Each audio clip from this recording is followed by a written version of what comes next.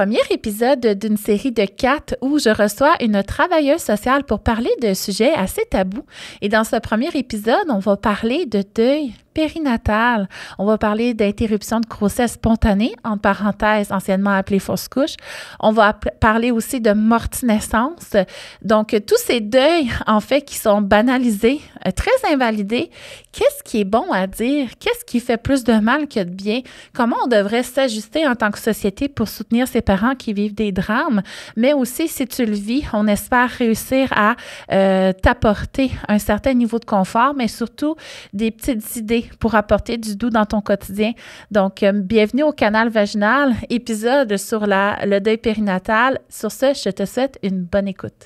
Tous les jours, perceptiblement, religieusement, à l'insu des passants, je m'exerce. Non, ce n'est pas pour devenir un ninja. Non, ce n'est pas non plus un sport de combat. Tous les jours, les exercices deviennent.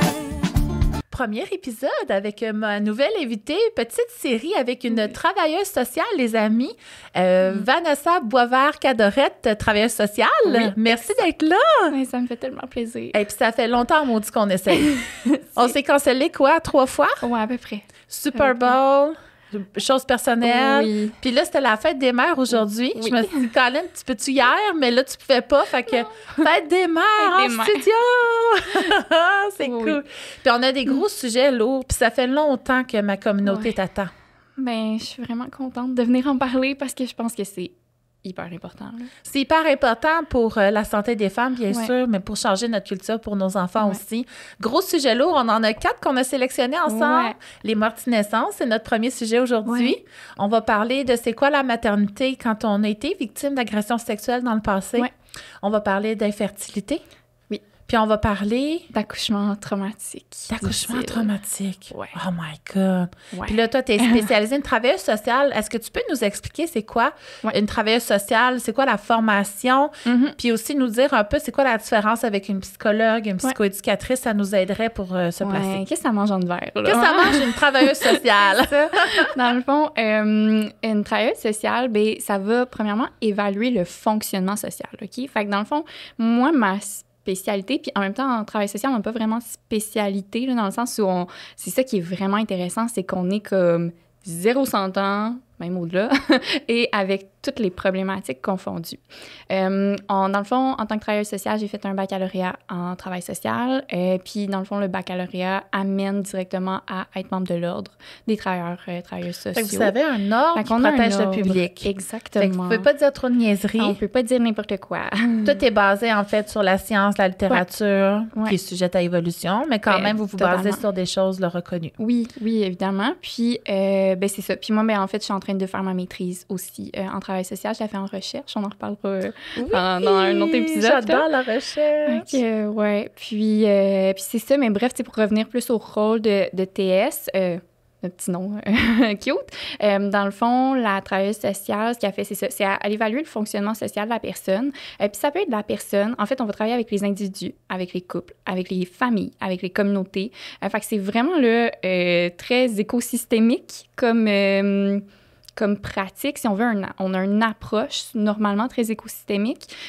Puis, on va se promener là-dedans pour voir, ben, c'est quoi les différents rôles sociaux que les gens abordent, puis ben, comment est-ce qu'ils sont satisfaits dans ces rôles sociaux-là. C'est-à-dire que, ben, tu sais, c'est ça, dans mon rôle de maman, dans mon rôle de conjointe, par exemple, dans mon rôle d'amie, dans mon rôle de moi-même, là, en tant que personne, ben, à quel point je suis satisfaite là-dedans. Puis on va travailler vraiment avec les besoins puis les attentes des gens pour les aider à retrouver un niveau de satisfaction dans leur fonctionnement quotidien, normal, tu sais. Puis après ça, ben normal, c'est différent pour tout le monde aussi, là. Fait que, tu sais, on s'adapte beaucoup à, tu sais, la personne. Puis, tu sais, le slogan, si on veut, de notre ordre, c'est ben, c'est l'humain avant tout. Fait que, tu sais, c'est de ramener aussi ça, tu sais, de l'unicité de C'est la vraiment personne. génial. Fait que Ouais. côté social, identitaire, Ouais. fait que c'est ça ou il y a autre chose aussi? Ben, C'est relationnel? C'est très relationnel, là, tu sais. Fait que, tu sais, quand je dis on est dans l'écosystémique, ben c'est comment ça va dans ma relation de couple, comment ça va dans ma relation de travail, comment ça va dans ma relation avec mes enfants, avec ma famille, puis, tu sais, ma famille at large, là, tu sais. Fait qu'on va venir voir beaucoup de problématiques, là. En fait, on est un peu partout, tu sais. Souvent, on voit les travailleurs sociaux comme à DPJ, là, puis en CHSLD, mettons, là. Tu sais, c'est les deux principaux, là, comme classiques. Mais on peut vraiment être partout. À majorité du temps, là, si on va au CLSC ou si on va demander des services, c'est souvent une travailleuse sociale qui va nous accueillir en premier lieu, qui va faire une évaluation, puis après ça, qui va voir c'est quoi les besoins, puis vers où on réfère. C'est un peu un chef d'orchestre, si on veut, dans le réseau de la santé, dans le sens où, ben, c'est elle qui va venir comme un peu ramener l'engrenage dans tout ça, là, dans le sens où, ben, aller voir le médecin, qu'est-ce qui se passe? Aller voir l'infirmière, qu'est-ce qui se passe? L'ergothérapeute, le physio, etc. D'aller comme consulter un peu tout ce monde-là pour voir. Faire le lien de tout le monde. Exact. Puis j'imagine, tu sais, de par votre travail, vous devez quand même connaître un peu nos injonctions culturelles. Ouais. Vous faites un tour un peu de comment on construit une femme, comment on construit une petite fille. Clairement. Les rôles de genre, toutes ces ouais. choses-là, vous devez être à l'affût. Absolument. C'est sûr que, tu sais, notre bac, tu sais, c'est 3 ans, là. Fait que, c'est quand même court aussi. Puis on a comme toutes sortes de populations qu'on regarde. Fait que c'est sûr qu'après ça, ben chaque TS va être responsable d'aller comme se former davantage sur qu'est-ce qui c'est obligatoire tous les ans de se former. Ah oui, ça, bien c'est sûr. Formation. Puis toi, qu'est-ce qui t'a amené vers ce métier-là? Hey, c'est une bonne question. Moi, j'étais pas là du tout, là. Non? Non, pas là du tout. Moi, j'ai commencé, dans le fond, mettons qu'on remonte là, au cégep. Là, j'étais en sciences de la nature, je voulais être vétérinaire. OK. Puis finalement, clairement, ça s'est pas passé. Hein? Fait que je suis pas arrivée là. J'ai fait sciences de la nature. En fait, je l'ai commencé. Finalement, ça allait pas du tout. Moi, je travaillais beaucoup pendant mes études. Fait que ça fonctionnait pas. Fait que j'ai décidé d'aller en sciences humaines. Je trouvais ça vraiment plate. J'aimais ça dans le sens où comme ça amenait des belles connaissances, mais je resterais pas là longtemps. Fait que finalement, j'étais allée en technique de santé animale. Okay. Je me suis dit, je vais revenir un peu à mes premiers amours. Puis, ben, j'ai pas terminé la technique. Je l'avais quand même bien entamée, mais je l'ai pas terminée. J'ai eu comme un passe-droit pour l'université. Ça faisait assez longtemps que j'étais au cégep, mettons, si on veut. Puis, c'est ça, je suis arrivée à l'université en travail social. En fait, je suis allée à des portes ouvertes de mon université. Puis, j'ai été voir un petit peu partout. Puis, j'aimais beaucoup le social, j'aimais beaucoup l'humain, mais je savais pas trop quoi faire. Je voulais peut-être être zoothérapeute, tu sais, rallier comme ma passion des animaux avec ça. Puis finalement, ben j'ai découvert le travail social où est-ce que ben je pouvais travailler avec toute clientèle confondue. Cool. Puis je trouvais ça vraiment merveilleux d'avoir. C'est tellement important, tu sais, pour nos enfants, je pense que c'est important de les laisser ouverts d'esprit. Ouais. Puis de justement aller voir plein de sortes de métiers. Ouais. Parce qu'il y en a plus qu'on croit. Puis des fois, on y pense pas, tu sais, de devenir orthopédagogue, orthophoniste, travailleur social. Fait que ça peut être intéressant de s'ouvrir à plus. Vraiment. Parce que là, tu tripes au bout dans ta vie. Ouais, ben oui. Puis là, on peut te suivre sur les réseaux sociaux comme bébé. Accroche-toi mon bébé. Accroche-toi mon bébé, ouais. Ouais, fait que là, on va embarquer là-dedans. Ouais. Les morti-naissances. Ouais. Morti-naissance, deuil périnatal, ça porte plusieurs noms. Ben, en fait, la morti-naissance, en soi, là, c'est dans le fond, c'est le décès du bébé, soit in utero, soit à l'extérieur de l'utérus, mais en fin de grossesse. Fait que tu sais, on va parler comme plus de deuil périnatal qui va englober que ce soit la fausse couche, la grossesse biochimique, l'œuf clair, la fausse couche tardive, qu'on va dire. Puis là, j'utilise le terme fausse couche là, parce que c'est un terme qui est comme connu, mais c'est pas un beau terme, pas parce qu'il est très terme. Péjoratif. Oui. Je dirais péjoratif, puis ça donne l'impression que c'est la mère qui a fait quelque chose de mal. Exact. Puis, tu sais, déjà qu'on est coupable de tout le temps. Ouais. Fait que, y a-tu un autre terme que tu aimerais plus, toi? Ben, on peut aussi utiliser l'interruption spontanée de grossesse. Oui, ce qui est plus distant. Oui. Puis qui responsabilise pas nécessairement la maman. Exact. C'est sûr qu'il faut faire attention. Là, j'entends des fois dire des gens interruption volontaire de grossesse ou interruption involontaire de grossesse. C'est pas tout à fait les mêmes choses, dans le sens où, tu sais, l'interruption volontaire,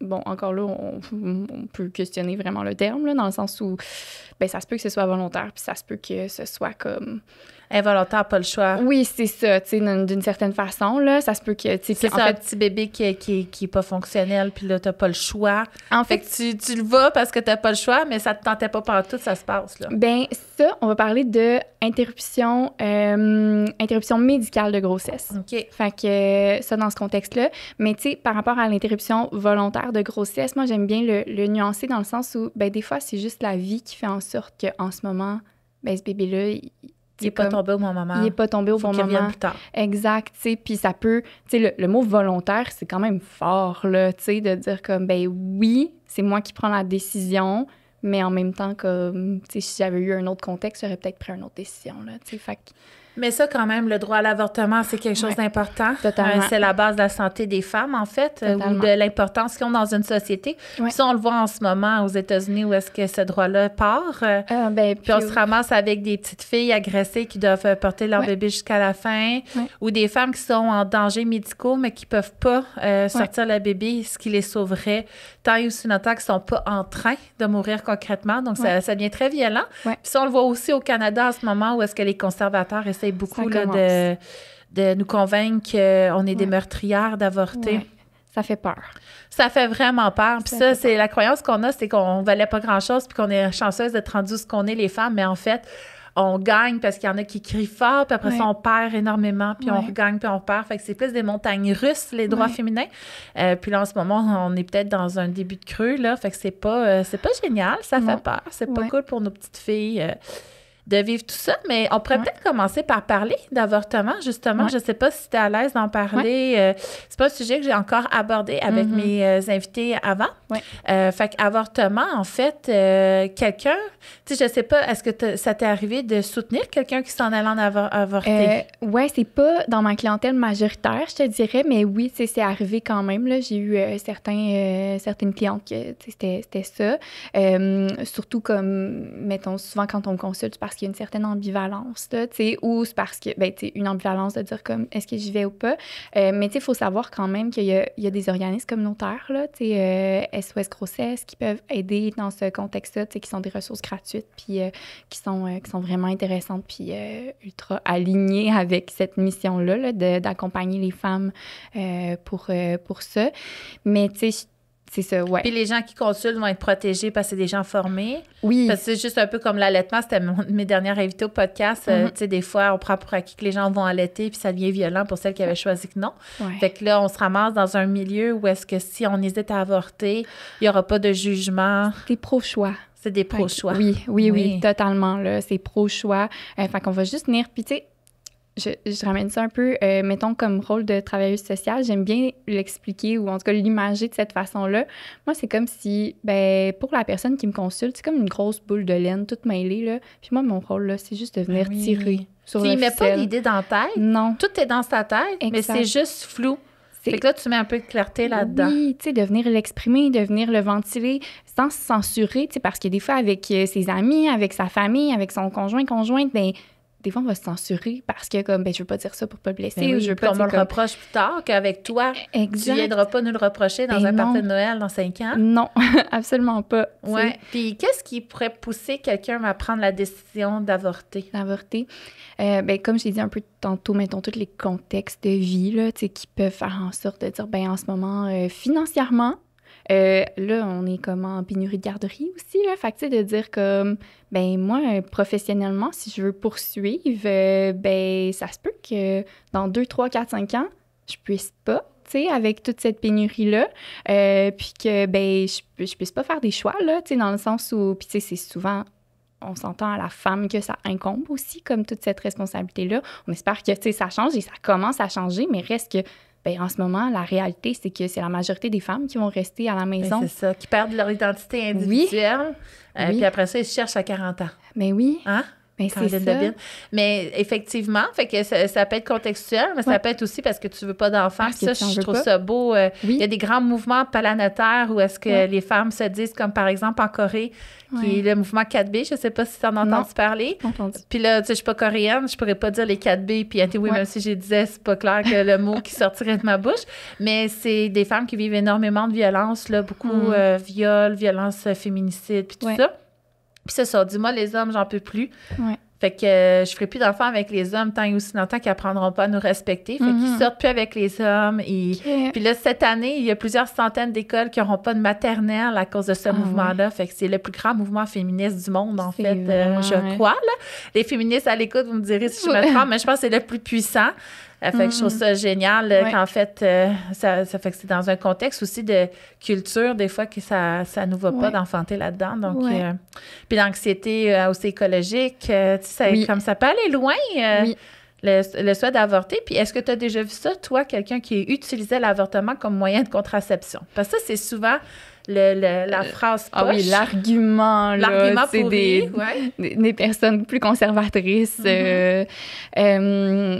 Ben, tu sais, c'est sûr que je travaille pas en centre d'avortement, tu sais, mais de ce que j'ai vu dans les recherches et les études, là, je pense que c'est comme, je veux pas dire n'importe quoi, mais je pense que c'est moins de 2 là, tu sais. C'est ça, puis c'est quand même une intervention qui peut être violente, parce qu'avec la pilule, t'accouches. Puis avec la succion, en fait... avec le curetage. Avec le curetage, c'est comme quand même un événement immense. Oui, là. Ben oui, c'est une chirurgie, en fait, là. Ouais. Tu sais, c'est une chirurgie, puis c'est le fait aussi que... ben ça se peut que ça fonctionne pas complètement. Ça se peut qu'on doive retourner en chirurgie. Ça se peut que... En fait, tu sais, puis il y a tout le côté émotionnel, là, surtout qui est lié à ça, là. Tu sais, c'est... Faut s'entendre que c'est pas parce que... ben j'ai décidé que je voulais pas d'enfant puis que je décide d'avorter ou que j'ai décidé que dans ce contexte-là, ça m'allait pas, fait que je décide d'avorter, que ça reste un événement qui est émotionnel pareil, là. Tu sais, dans le fond, c'est pas parce que... C'est pas anodin. Ben c'est pas anodin, c'est pas banal. Puis la femme qui va aller vers ça, là, c'est bien rare qu'elle va y aller comme toute pimpante puis comme « let's go, je m'en vais faire ça ». Tu sais, c'est pas une journée à la plage, là, tu sais. Fait qu'il y a comme ça qu'il faut aussi démystifier de, ben pas le fun, là. Puis les filles qui nous écoutent, si jamais vous avez eu recours à une interruption de grossesse... Une interruption de grossesse. On dit ça de même? Oui. OK. Puis que vous voulez partager votre vécu. Des fois, il y a des violences quand même qui peuvent être vécues là, entourant ça, même auprès des professionnels de la santé. Si vous n'êtes pas à l'aise de juste le commenter sous les épisodes, vous pouvez m'envoyer vos messages que vous aimeriez passer. Puis moi, ça va me faire plaisir de transmettre parce qu'en fait, c'est en nommant que les choses changent au bout du compte. Fait que si vous avez envie de partager votre histoire, votre vécu, ça va me faire plaisir là, d'être porte-parole de ça si vous ne voulez pas vous afficher publiquement. Donc, avortement, puis si quelqu'une qui nous écoute aujourd'hui prévoit une interruption de grossesse contextuelle, qu'est-ce que tu aimerais lui dire? Ben, la première chose, c'est écoute-toi. OK? Peu importe l'option que tu vas prendre, ben ça va être la bonne si tu t'écoutes. OK? Fait que, tu sais... Comment qu'on s'écoute? C'est dur s'écouter parce qu'on est tellement dissocié de notre intérieur, notre petite alerte interne. Oui. Comment qu'on s'écoute? Ben, j'ai envie de dire, tu sais, comme des fois, ça fait du bien d'aller voir autour qu'est-ce qui se passe, là. Autour, tu veux dire, dans l'entourage. Conjoint, école, travail, famille, soutien. Oui, exact. Mais c'est important de pas laisser, tu sais, comme... Tu sais, honnêtement, là, tu sais, une bonne vieille liste de pour et de contre, là, ça peut être ça. Ça peut être ça. Ça peut être ça. Ça peut être un outil pour s'aider à la décision. Puis, tu sais, dans la liste de pour et de contre, ben, c'est pas parce que j'ai, tu sais, un pour puis 4 contre que nécessairement je vais aller vers le contre. Mais non, parce qu'il y a des contre plus gros, des pour plus gros. Exact. Puis si c'est la peur... Ben, j'ai envie de dire, va peut-être en parler, justement. Tu sais, normalement, dans les cliniques d'avortement, là, normalement, il y a une travailleuse sociale qui est là aussi pour t'écouter puis pour venir voir ça avec toi, puis qui est sans jugement, qui est pro-choix. Fait que, tu sais, qui va t'aider à justement démêler un petit peu, ben c'est quoi les pensées qui me viennent ou c'est quoi les réflexions ou les idées qui me viennent qui ne m'appartiennent pas et celles qui m'appartiennent, tu sais. Fait que, tu sais, de venir comme démêler ça, ça peut être intéressant aussi, là, de voir comme, ben c'est ça, qu'est-ce qui est à moi, là-dedans, dans ce discours-là, qui se passe dans ma tête, là. J'aime bien des fois l'imager comme un espèce de conseil d'administration, là, qu'il y a dans notre tête, là, tu sais, ou, tu sais, le film sans dessus-dessous, là, tu sais, toutes nos émotions, là, dans la tête, là. Ben là, c'est la voix de qui, là, finalement, qui parle dans ma tête? Est-ce que c'est la voix de ma mère? Est-ce que c'est la voix de mon conjoint? Est-ce que c'est laquelle? Ou c'est la mienne? Exactement. T'sais. Donc, s'assurer que c'est un choix qui est réellement le nôtre. Ouais. Puis l'entourage qui nous écoute, l'entourage de quelqu'un qui a vécu une interruption de grossesse, qu'est-ce que tu aimerais leur dire? Mais de pas le banaliser. Puis comment qu'ils le banalisent? Ben des fois, ça va être comme, ben c'était ton choix. C'est ton choix, vis avec. C'est ton choix, vis avec. Reviens-en. Reviens-en, ouais. Ça revient souvent. On a fini d'en parler. Mhm. Faut que tu Ben, passes à autre chose. Oui, c'est ça. Tu sais, t'as fait ton choix, assume. C'est tellement violent. Ben, c'est vraiment violent, là. Puis ça, je le constate chez mes proches qui ont vécu des interruptions de grossesse par choix contextuel, parce qu'après, on va parler peut-être plus médical. Contextuel, agression, des choses comme ça, mais qui, plusieurs années plus tard, ont encore de la culpabilité. Oui. Ça, qu'est-ce que tu aimerais leur dire? Celles qui se sentent coupables longtemps après de cette décision-là. Mais encore là, c'est qui parle? Tu sais, dans ta tête, est-ce que c'est toi? Puis si c'est toi, ben, je pense que ça peut être vraiment une option intéressante d'aller consulter pour voir, ben, tu sais, la culpabilité, là, c'est une émotion comme une autre, là, puis elle nous renseigne. Elle c'est important. Un message. Ben oui. Ben, c'est ça. Fait que, tu sais, d'aller l'adresser puis de voir, ben, finalement, c'est quoi le discours derrière cette culpabilité-là, là? C'est qu'est-ce qu'elle veut nous dire, tu sais? C'est de rajouter de la lumière dans le brouillard, en fait. Ben oui. Puis comprendre. Puis une fois qu'on comprend mieux, une fois qu'on sait, là, on a ce pouvoir-là. Oui. Mais j'aimerais quand même revenir à l'entourage qui a tendance à dire des phrases très violentes. Parce que souvent, notre entourage est le plus violent avec nous, en fait. Oui. On passe les connus dans la rue, mais c'est tout le temps ces petits commentaires-là, reviens-en, il est temps, là. Oui. Qu'est-ce qu'il pourrait dire à la place? Ben, en fait, j'ai envie de dire, il n'y a rien à dire. Il y a juste à être là, puis à écouter. Puis ça, les gens, ils ont de la misère à rien dire. C'est malaisant. C'est malaisant à rien dire. On est bien mal à l'aise, surtout, ben, tu sais, dans notre société comme québécoise, puis j'ai envie de dire occidentale. Solution, problème, solution. Oui, on est dans un malaise, là, vraiment, puis surtout par rapport au deuil, là. Oui. Surtout par rapport au deuil, puis ça, tu sais, je le vois chaque jour, là, mais comme, justement, tu sais, il y a un énorme malaise, puis, ben, pour défaire le malaise, là, juste être à l'écoute. OK, ça te culpabilise ou ça te fait de la peine, ben parle-moi-en. Oui. Je vais être là pour t'écouter, tu sais. Oui, puis on va en parler après aussi, entourant la mort de naissance ou un deuil d'enfant. Oui. Puis ça aussi, là, tu sais, ce que j'ai autour de moi, là, ce qu'on me dit, c'est que les gens, les parents endeuillés, la dernière chose qu'ils veulent, c'est qu'on oublie leur enfant. Fait qu'au contraire, d'en parler le plus possible, ça fait qu'ils ont l'impression qu'il a existé puis qu'il a valu, sa présence sur Terre a valu la peine. Fait que ça aide plus que de l'ignorer. Absolument. Mais oui, parce que si on l'ignore, on ignore tout, là, finalement. On ignore tout le bagage émotionnel qui vient avec cette perte-là, qui peut être... Puis, tu sais, un deuil périnatal en soi, là, ou tu sais, une perte, là, si on parle d'interruption là, spontanée de grossesse, de fausse couche, tu sais, ben il y a des femmes pour qui ça fera rien. Il y a des femmes pour qui, comme, vont passer par-dessus ça vraiment, comme, facilement, tu sais, que ça sera pas un deuil, finalement, tu sais. Puis il y en a d'autres pour qui ça va vraiment faire mal, puis que ça va être... Puis, en fait, j'ai... Tu m'enlignes, là, mais tu sais, j'ai envie d'aborder et d'ouvrir une porte. En fait, souvent, quand il y a un deuil périnatal, ce que je vois, là, c'est que c'est une des premières fois que la femme vit un deuil d'aussi proche. Tu sais, dans le sens où, tu sais, souvent, c'est comme, bon, ben dans les âges, tu sais, comme... Normal maternité, que quelqu'un décède aussi. Oui. Ben ouais, puis tu sais, les âges, c'est comme, tu sais, mettons, on parle de, tu sais, genre, autour de 20 ans à, tu sais, comme 35-40 ans, tu sais. Puis ben... Mettons, souvent, là, quand j'ai des clientes, tu sais, comme fin vingtaine, début trentaine, ben, ils n'ont pas nécessairement eu beaucoup de décès dans leur entourage. Puis enfant, on nous fait pas côtoyer. Puis ça, c'est quelque chose qu'avec les miens, en tout cas, tu me diras si j'ai tort, mais moi, ils sont toujours venus au salon. Puis même quand les gens étaient exposés, pour qu'ils comprennent que la mort fait partie de la vie. Puis la mort, c'est pas tabou. Puis au contraire, plus on parle de cette personne-là, après, plus on l'honore. Puis qu'on est juste de passage, en fait. Là, c'est important de le savoir jeune. Parce que si soudainement, on perd... Tu sais, moi, j'ai perdu mon père, j'avais près de 30 ans.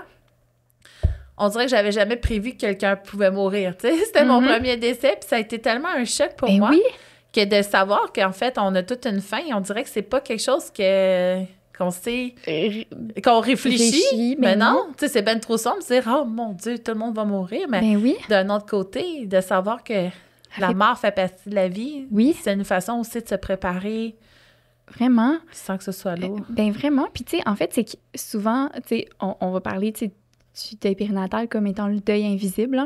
Hein. Souvent, c'est Pourquoi invisible? parce qu'on n'en parle pas.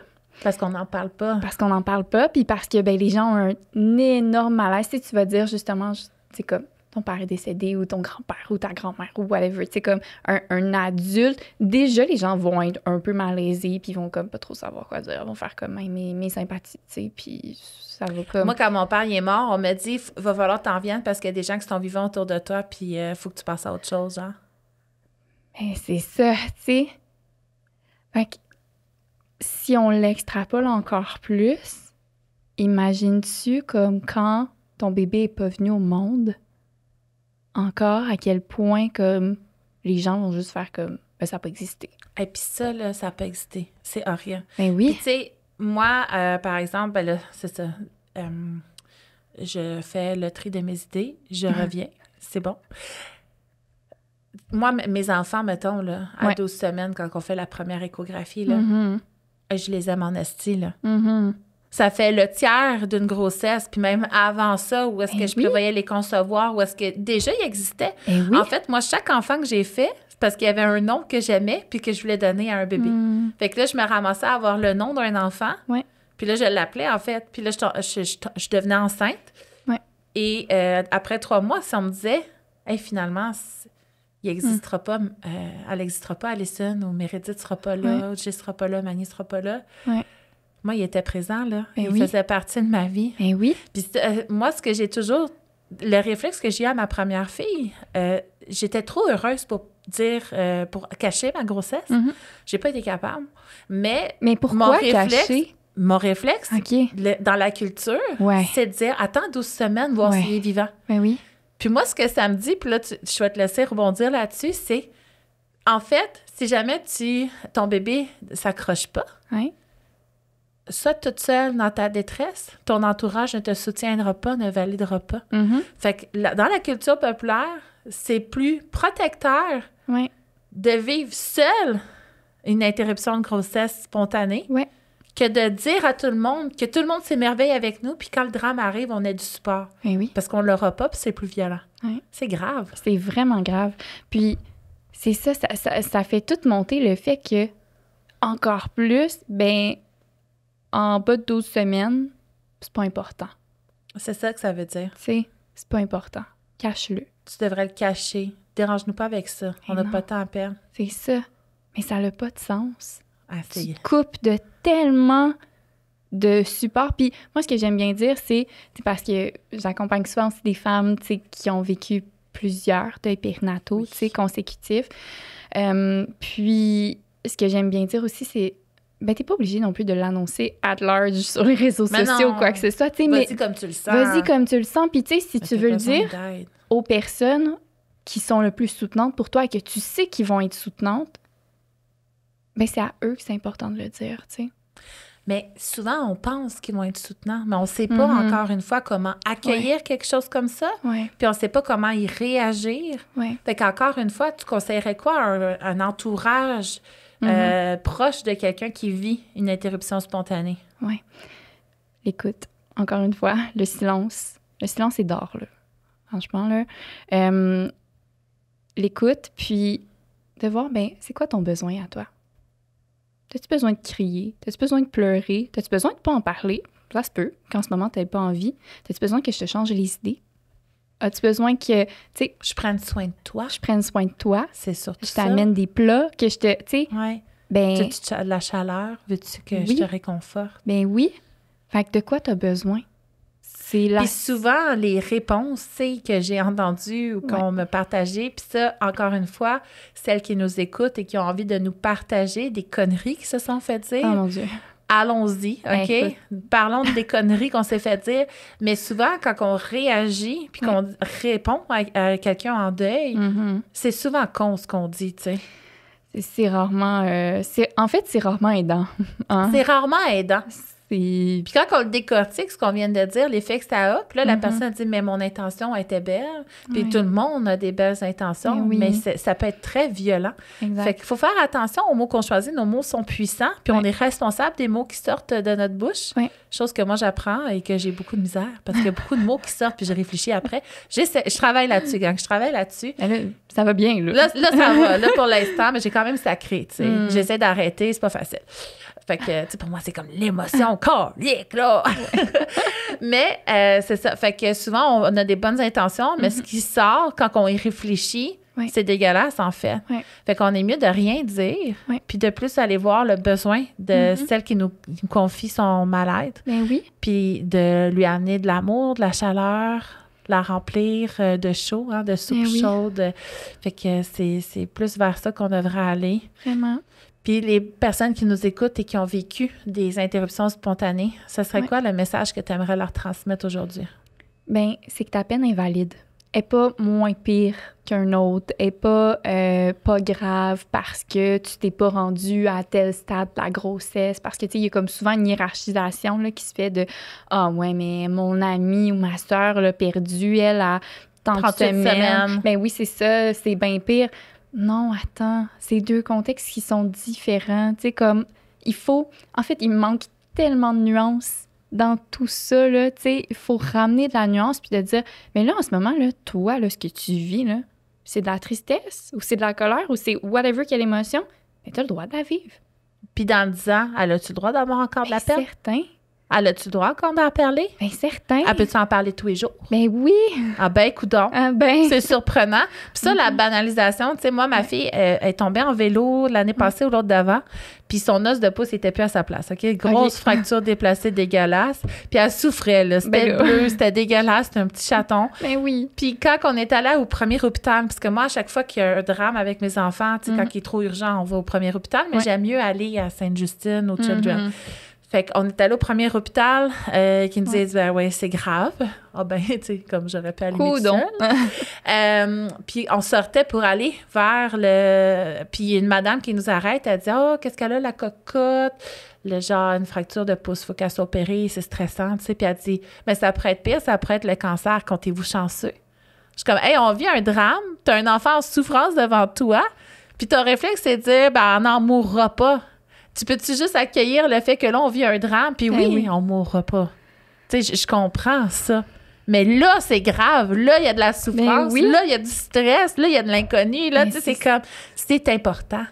Arrêtons de banaliser. Puis ça, il y a beaucoup de femmes qui s'auto-invalident en disant « Je peux pas me plaindre de ça. Il y a pire ailleurs. Mais non, c'est ton vécu, puis c'est grave. C'est important. Puis tu sais, quand on s'arrête à ça, de dire « Ben finalement, il y a pire ailleurs. Il y aura toujours pire ailleurs. Tu sais, premièrement. Puis deuxièmement... nous tous, parlons plus. C'est ça, exactement. Tu sais, je veux dire, ça fait en sorte que ça banalise tellement, puis... Ça rend pas le monde meilleur, là, de se taire, là, comme ça, tu sais, puis de dire comme, bon, mais je vais ravaler parce que, comme, il y a pire ailleurs, là, tu sais. On va juste, comme, ben si on le prend, là, puis qu'on prend l'émotion, puis qu'on la valide, puis qu'on la soutient, puis qu'on la réconforte, ben c'est sûr que ça va, tu sais, engendrer un bien-être, là, éventuel. Oui, parce qu'ignorer crée une blessure. Ben oui. Puis ça, après ça, tu sais, la personne se dit, OK, ben moi, je suis toujours toute seule pour tout vivre. Puis ça, le positivisme toxique, ça a été une grande mode dans les dernières années avec le développement personnel. Puis c'est ultra violent. Puis ça, j'en avais fait un épisode complet avec Sarah Hamel.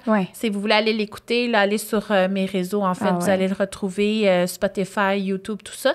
Fait qu'on avait parlé justement du danger du positivisme puis notre incapacité en tant que culture actuelle, en tout cas, d'accueillir les émotions désagréables. On veut les éviter au lieu de les ressentir. Puis ça crée plein d'autres problèmes.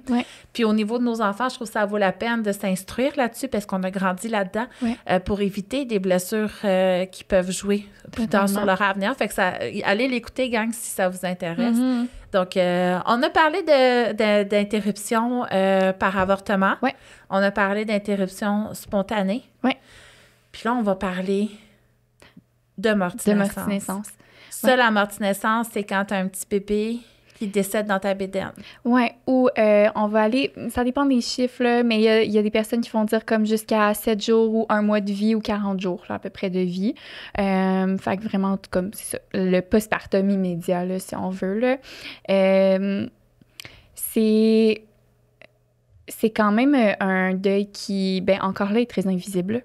Tu sais, autant que la fausse couche, c'est surtout que c'est très, très... Tu sais, ça ajoute encore plus un malaise, là, quand maman, elle l'a dans les bras, hein, tu sais, d'une certaine façon, avec les gens autour, là, tu sais, comme... Tu sais, la mort d'un être humain adulte, on a de la difficulté avec ça. La mort d'un bébé, c'est comme impensable, tu sais. Moi, là, ce qui me réconforte, tu sais, avant que je commence à réfléchir plus à qui je suis dans l'espace, là, une fois, j'étais au Pays des Merveilles. Ça, c'était un centre d'attraction pour enfants dans ma région. Puis on était aux jeux d'eau, puis c'est les plus grands jeux d'eau, là, je sais pas, du Québec, j'aurais envie de dire, parce qu'ils sont vraiment géniaux, OK? Puis il y avait des enfants, il y en avait à la tonne. Puis moi, je regardais les miens jouer, puis je les trouvais beaux, puis je les aimais, puis je me disais, je les aime vraiment plus que les autres parents aiment leurs enfants, tu sais.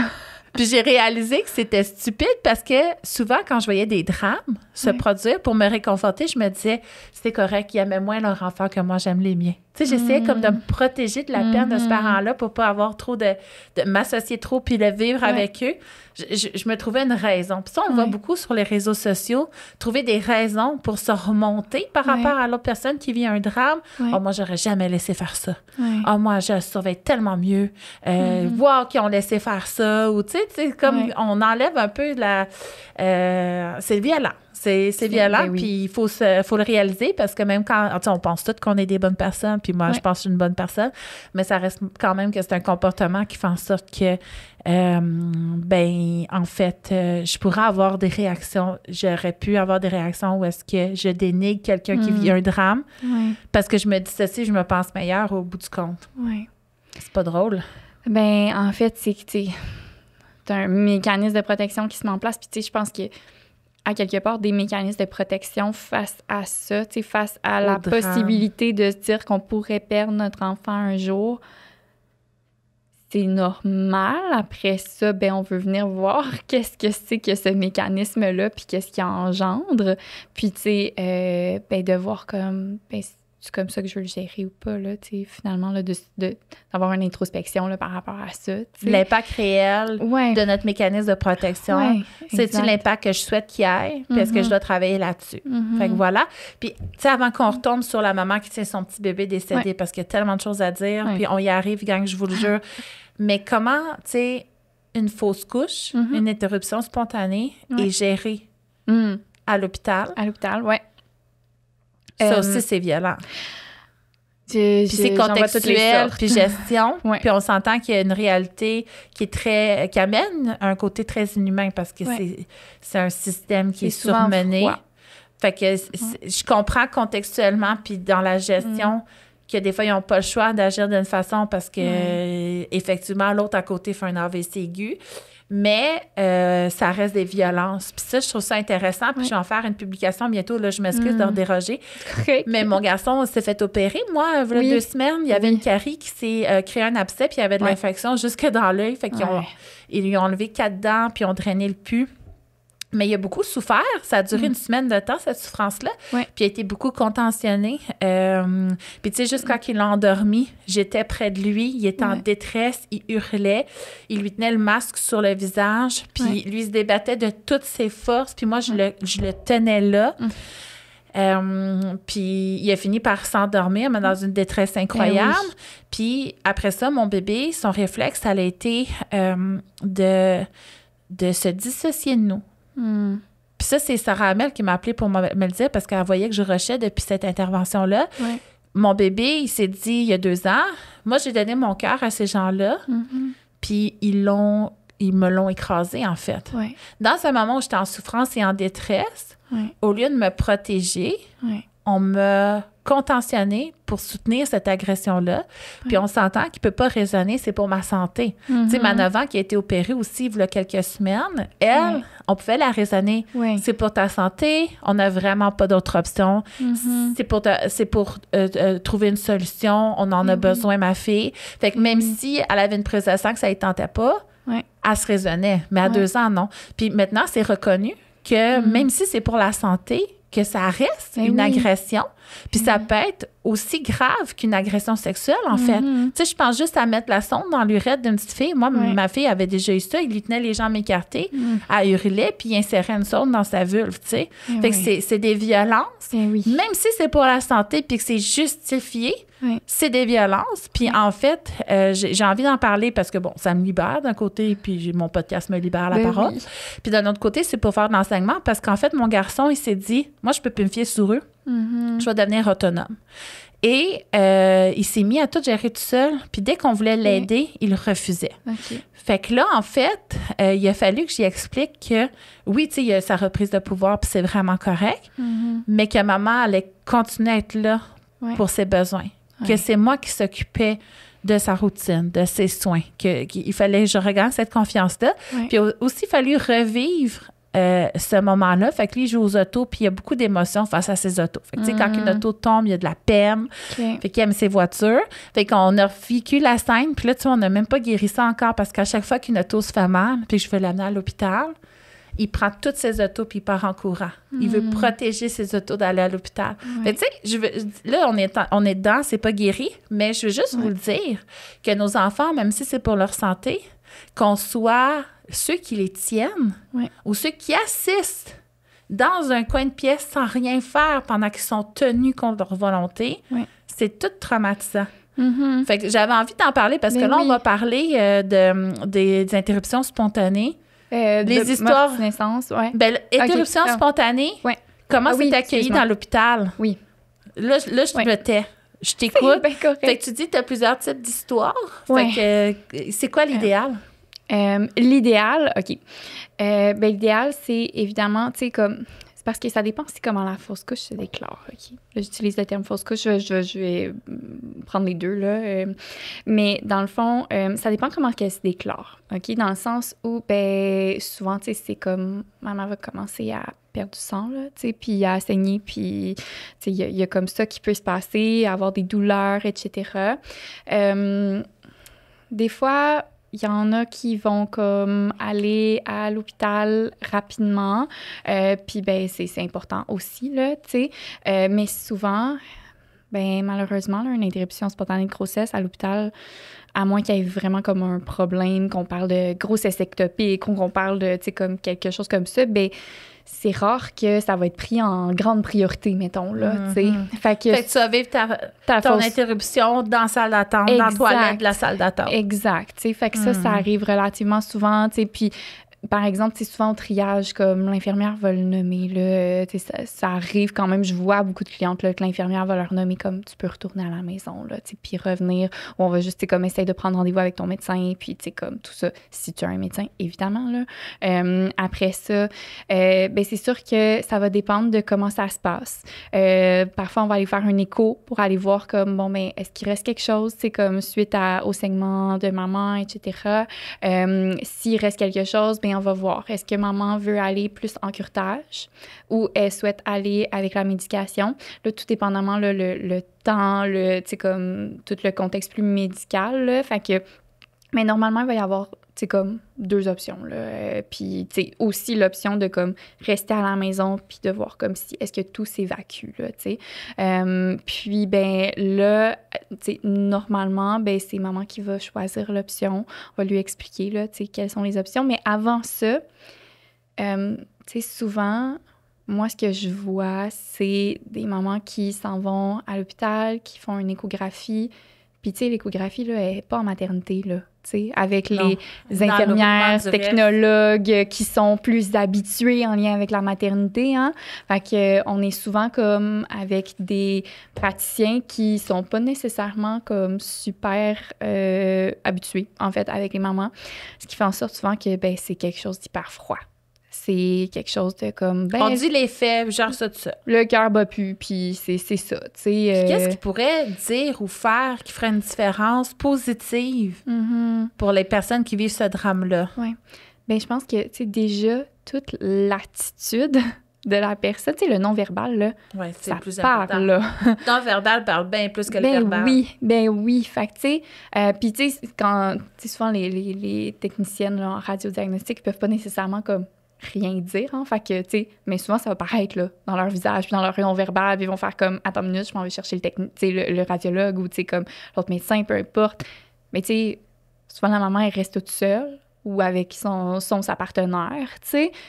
Mais là, ils sont dans le stress total, tu sais. Puis ça, je comprends que, bon, il y a des protocoles qui sont suivis, puis tout par rapport à ça. Mais, tu sais, dans l'annonce, ben, tu sais, l'empathie, là, l'attitude d'empathie. Hey, je suis désolée. Je suis T'es venue désolée. pour des bonnes nouvelles, mais j'en ai pas à t'annoncer. Ouais, Fait ça va être gros. ouais. Mais De peut-être juste soutenir. nommer que c'est grave, en Oui. fait, ce qui arrive. Ben oui, Parce que c'est pas en faisant semblant que c'est pas grave que ça le sera pas. Au contraire, ça va juste être pire après, là. ben oui. Puis, tu sais, j'ai tellement entendu ben, t'es jeune, ça va bien aller. Mais oui, t'en T'sais, feras un autre, c'est t'en pas feras un grave, autre. t'as le temps. Exact. C'est toute de la grande violence, ça. Ben oui. Moi, j'ai une cliente qui a fait son interruption spontanée dans la salle d'attente en attendant de voir son médecin. Puis dans la toilette, son petit bébé est né, Ouais. en fait. Puis elle l'a vu, puis elle l'a pris. Puis elle est arrivée dans la salle de son médecin avec son bébé dans sa main. Ouais. Puis elle pleurait, tu sais. Ouais. Puis le médecin a dit « Ah, jette-moi ça, que c'est ça, tu sais. »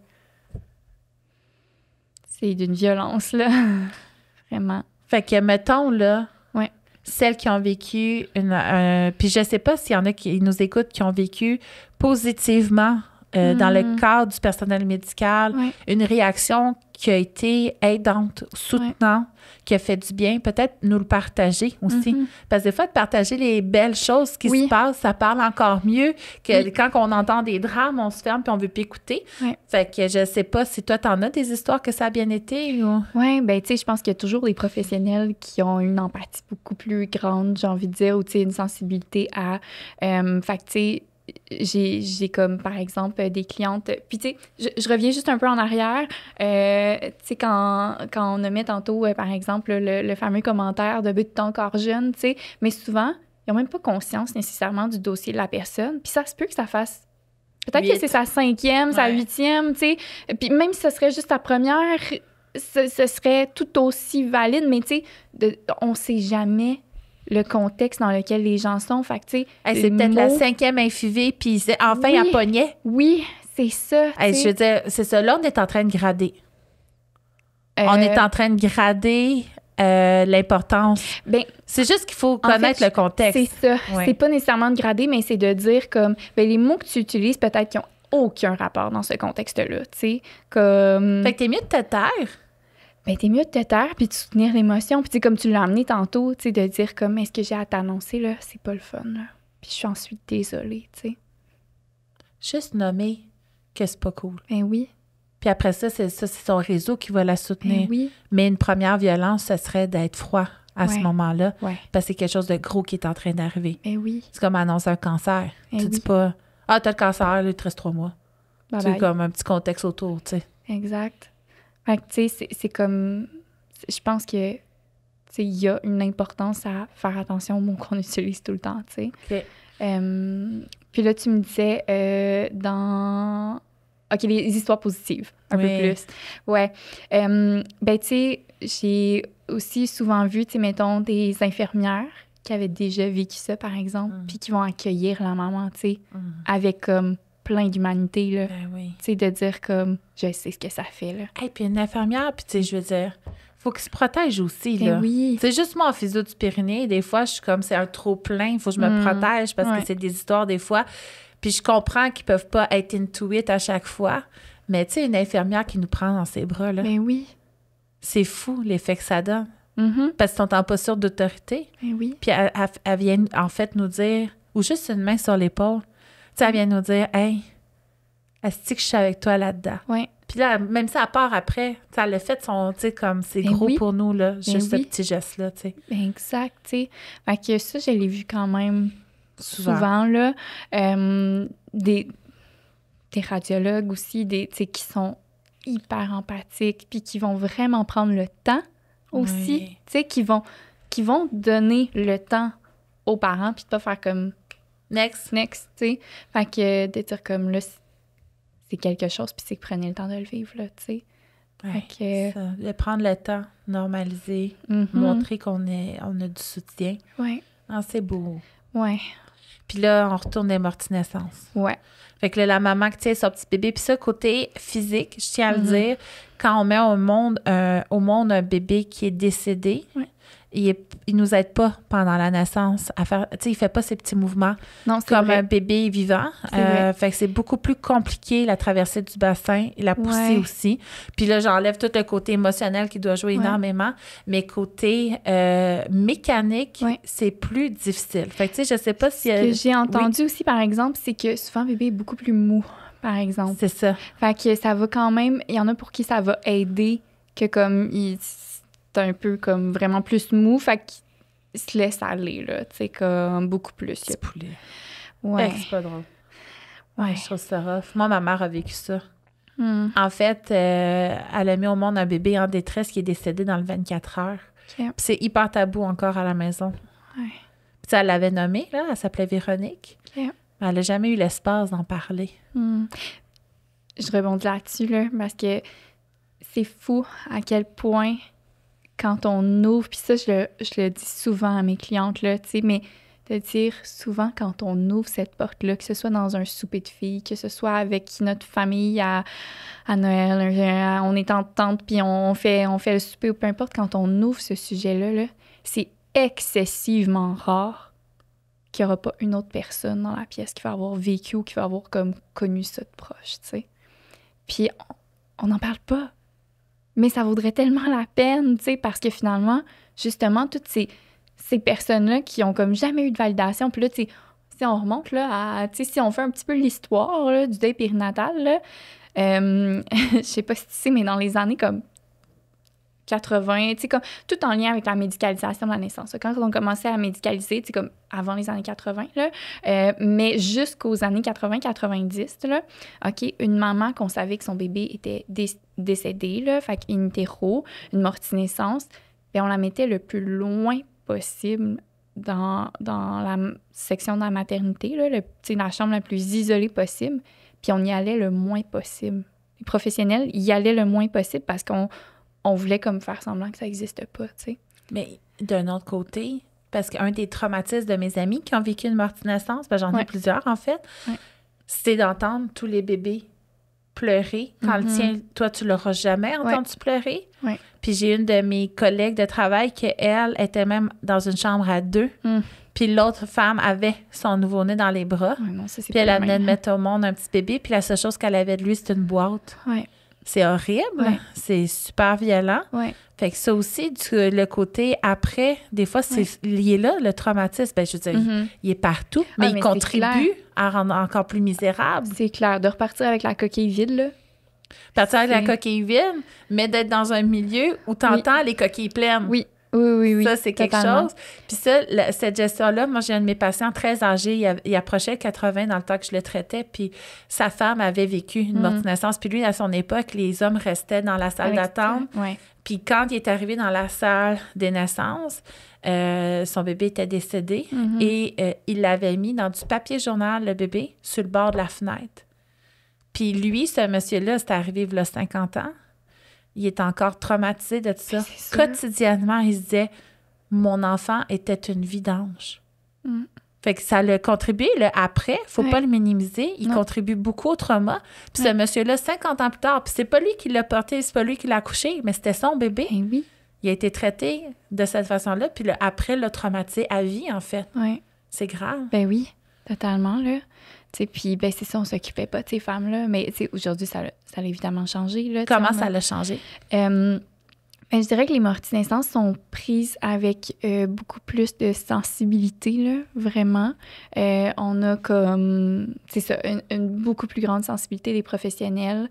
Normalement aussi, comme, je sais que dans les hôpitaux qui sont peut-être moins habitués, là, plus en région, ben, normalement, ils vont essayer de mettre, comme les infirmières ou les médecins qui sont les plus spécialistes là-dedans, là, dans le sens où ils en ont vu d'autres, là, ils mettront normalement pas l'étudiante qui vient de sortir nécessairement, là, dans le sens où comme ils vont s'assurer d'avoir comme un professionnel, une équipe de professionnels qui va être solide, tu sais, autour des parents.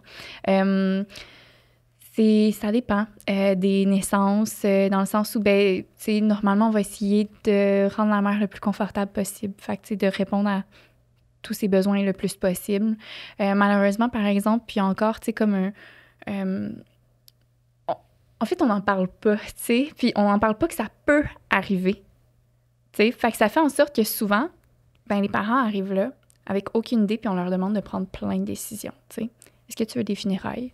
Est-ce que tu veux que ton bébé soit incinéré ou enterré? Est-ce que tu veux comme garder quelque chose? Est-ce que tu veux une autopsie? Est-ce que tu veux pas d'autopsie? Qu'est-ce que, tu sais, fait Puis ça, c'est des grosses décisions. c'est des Puis tu peux les regretter. Puis l'affaire, c'est que c'est pas de se préparer à ça qui va l'amener. Tu sais, il y a la pensée que Oh oui. je pense à quelque chose, l'univers me l'amène. Là. Oui. Moi, ça m'écoeure. Oui, mais oui. Mais je suis sûre qu'il y a plein de choses, tu sais, que ça peut-être que derrière, il y a quelque chose de bien. Mais, tu sais, de penser à ça. Que ça va jeter un mauvais sort. Parce que là. l'autopsie, moi, j'ai justement ma collègue avec qui je fais un spectacle le 15 juin, mais je pense pas que nos épisodes vont être sortis à temps, là, mais on fait des conférences, justement, elle va venir parler de sa amorti-naissance. Puis, elle a refusé l'autopsie. Mais en fait, elle aurait préféré l'avoir parce qu'elle aurait aimé ça, savoir, bon, y a-t-il une raison? Ouais. Qu'est-ce qui s'est passé? Si j'en ai un autre, ça va-tu se reproduire? Ouais. Fait qu'elle, elle aurait préféré savoir. Puis, s'il n'y avait aucune raison médicale, ben là, elle aurait eu quand même le stress. Mais si c'était une raison précise, puis que ça ne va pas réarriver au prochain, mais peut-être que le prochain va le vivre plus naïvement, tu sais, même si ça ne sera jamais aussi naïf que après un drame comme ça. Mais fait que c'est toutes des questions à se poser quand même qui sont importantes pour prendre la décision une fois qu'on a le cerveau plus là, que ça soit un réflexe. Ben oui, vraiment, tu sais. Puis en fait, ça fait juste en sorte que souvent, c'est dans ce moment-là, ben comme justement, on est en choc, là. On n'est pas dans le moment de prendre quelconque décision nécessairement. On a aussi envie ben en fait, tout dépendamment des femmes, mais la majorité vont avoir envie de voir leur bébé. Puis ça, il faut vraiment aussi le nommer, dans le sens que normalement, les bébés sont beaux, là. T'sais, ils sont vraiment beaux. Puis, Ils sont toujours beaux. Ben, ils sont toujours beaux, mais dans le sens où, il y en a qui peuvent avoir peur de le voir, puis de rester comme avec une image. Mais de plus en plus, les équipes médicales vont encourager à... Puis, tu sais, souvent, justement, les équipes plus expérimentées vont le dire à la maman. « Oh wow! » Tu sais, comme quand il est sorti, il est tellement beau ton bébé, tu sais. Une petite face d'ange, oui, tout c'est calme, ça. il va bien. Exact. Il est heureux. Ben c'est ça. Fait que, tu sais, tout ça, ça contribue à dire comme... OK. Ça l'apaise. Ben oui, vraiment, là. Puis ma collègue, justement, elle a une boîte, puis elle avait pris le temps de l'habiller. Ouais. Fait que tout ce qui représentait son PBC s'emprunte. Ouais. Elle a comme une preuve qui a existé. Ouais. Puis sa boîte, elle la traîne partout. Elle est tellement usée. Ben oui. Mais c'est tellement important. Ben oui. Il y a la Fondation Portrait d'étincelle qui est exceptionnelle, là, qui font un travail vraiment beau. Normalement, c'est les équipes médicales qui vont s'occuper, si la famille le souhaite, de les contacter puis d'arranger le tout, là. Mais dans le fond, c'est des photographes qui vont venir prendre des photos. C'est important. Ouais. Parce que quand il te reste plus rien après, peut-être que tu veux pas ça, mais quand il te reste plus rien après, c'est pire des fois, là. Ben, j'ai beaucoup de clientes, mettons, qui vont le faire puis qui vont dire, ben, j'ouvrirai pas les photos. Pas tout de suite. Pas tout de suite. Peut-être un jour, peut-être jamais. Mais ils sont là si j'en ai besoin. Oui, puis c'est un service qui est gratuit. Oui. Fait que, tu sais, comme, il n'y a pas de frais, là, tu sais. Fait que c'est comme, t'es pas obligé de les ouvrir, tu sais. Puis il y a des groupes aussi de parents endeuillés qui vont faire, entre autres, mais là, je sais plus si c'est encore super légal, des envolées de ballons, là. Je sais pas. Parce que c'est pas super écolo. Mais en tout cas, une de mes amies, moi, je suis enceinte d'Alison. Ouais. Puis elle venait de perdre une Alison. L'année d'avant, un 31 décembre. Puis moi, j'ai eu ma 24 décembre, ma Alison à moi. Puis tu sais, elle l'avait tatouée sur le bras. Puis en tout cas, ça... Ouais. Puis elle allait là, justement. Puis là, tu avais les petits ballons jaunes pour les interruptions spontanées. Tu sais pas si t'es une petite fille, un petit gars, tu avais les ballons roses, les ballons bleus. Puis là, tous les parents endeuillés envoyaient les ballons dans le ciel. C'est libérateur. Puis ils faisaient ça à chaque année pour célébrer ces enfants-là. Ouais. C'était leur journée d'attention, en fait, tu sais. Mais je sais que là, il y a l'organisme Les Perséides qui organise des marches quand même... souvent, j'en ai vu une passer il y a pas longtemps. Le 15 octobre, qui est aussi la journée de sensibilisation deuil périnatal. Fait que, tu sais, c'est comme... c'est des belles... On n'a pas beaucoup d'organismes au Québec qui s'occupent de ça, mais ceux qu'on a sont vraiment exceptionnels, là, franchement, là, tu sais, comme, font un... Puis déjà, ben il faut reconnaître qu'on a besoin. Puis en fait, comme avec Sarah Hamel, on parlait dans un cas de drame, une urgence. Notre réflexe, ce ne sera pas de se trouver un abri. Ce ne sera pas de se trouver de l'eau ou de la nourriture. Le réflexe, ça va être de trouver ses proches puis de s'unir à d'autres pour créer un groupe parce qu'ensemble, on est plus fort. Puis ça reste pareil dans un deuil périnatal, en fait. Exact. Il faut réaliser que c'est en s'assemblant, puis en se rassemblant. Puis le problème, c'est que si on a eu des commentaires violents qu'on n'arrive pas à nommer sur le coup, mais 10 ans plus tard, on arrive à mettre les mots dessus, bien, des fois, ça nous donne pas envie d'aller voir ailleurs, mais il y a des groupes formés avec des parents qui vivent la même chose que nous, puis ça crée des belles amitiés aussi de se comprendre entre nous. Vraiment. Vraiment, là, c'est une belle façon de... Puis, tu sais, il y a beaucoup de groupes de soutien aussi qui existent, là, puis ça, c'est une super belle façon de venir normaliser les émotions, de venir enlever le tabou, puis de pouvoir en parler sans se censurer, tu sais. Oui. Fait qu'il y a comme vraiment une belle ouverture, souvent dans les groupes de soutien qui est comme... Oui. Tu ne dérangeras jamais à en parler. Exact. On le sait à quel point c'est important de parler de cet petit être-là qui a été de trop courte durée sur Terre, mais qui a existé puis est important pour nous, tu sais. Exact. Fait que ça, c'est... Puis, mettons qu'on conclue cet épisode. Oui. Parce qu'il y a eu de l'information anti ça. Moi, j'aime ça conclure avec... Rapidement, là, mais qu'est-ce que tu souhaites aux parents qui vivent un deuil périnatal? Moi, je souhaite qu'ils soient entourés et outillés le plus rapidement possible à aller chercher de l'aide s'ils en ont besoin, puis même, je pense que c'est comme au-delà, parce que c'est pas banal. C'est pas banal, puis tous les parents méritent, tu sais, d'aller chercher de l'aide, puis en ce moment, des fois, c'est dur à trouver, là. Vraiment. Puis dans ce contexte-là, on peut l'avoir. On peut l'avoir. Gratuitement. Oui. Après ça, des fois, tu sais, ça ne fit pas ou ça... Oui, c'est ça. Ou l'intervenant n'est pas nécessairement formé là-dedans. Fait que des fois, ça donne lieu à des choses un peu poches, tu sais, j'ai envie de dire. Toi, tu travailles au privé? Oui, je travaille au privé. Fait que toi, on peut contacter sur Vista, puis tu as des services, j'imagine qu'on peut te voir par Zoom si on est loin de toi. Oui, parce que c'est à Trois-Rivières, pareil? Je suis à Sherbrooke. J'ai-tu dit Trois-Rivières? Oui, t'as dit Trois-Rivières. Mon Dieu, ça a fait 5 fois, je pense. En fait, j'étais convaincue que c'était Trois-Rivières. Fait que t'es à Sherbrooke. Je suis à Sherbrooke. Mais oui, j'offre mes consultations en virtuel. Puis, tu sais, il y a des belles cliniques qui existent aussi. Il y a des belles ressources, tu sais, là-dedans. Mais je pense que c'est important parce que souvent, l'aide apportée... tu sais, le CLSC existe, là, oui. Mais mettons mon souhait, là, tu sais, comme pour notre réseau de la santé puis pour niveau professionnel, là, je souhaite que les parents qui vivent, peu importe le deuil périnatal, qu'ils soient contactés, qu'on les relance. Parce que c'est pas vrai que quand t'es en état de choc... Que t'es proactif. Que t'es proactif, puis que l'aide qu'on t'apporte, là, tu vas la prendre nécessairement. Il y en a beaucoup qui vont dire comme... non, là, ça fait juste pas de sens.